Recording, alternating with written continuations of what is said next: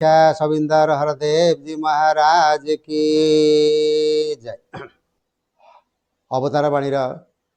सुंदर भावपूर्ण ओडिया अनुवाद जहाँ कि समस्त निरंकारी भाई भौणी यह एक शिक्षणीय अध्याय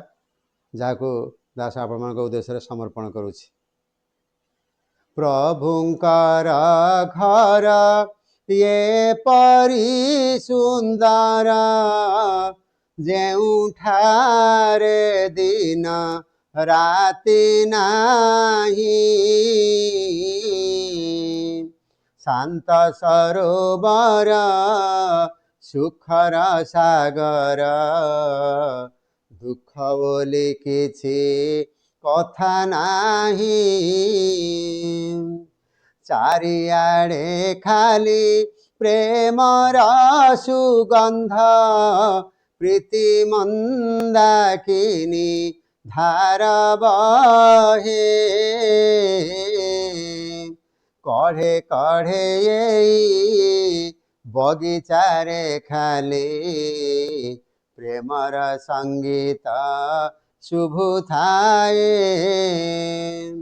एहाठारु भल घर नाही काहीं एहाठारु ऊंचा धाम नाही कहे अवतार गुरु कृपा बिना राम रत्न धन मिले नाही आस हे सरबे ये घर मंदिरे प्रभु दर्शन करी मानव जन्म करिबा सफल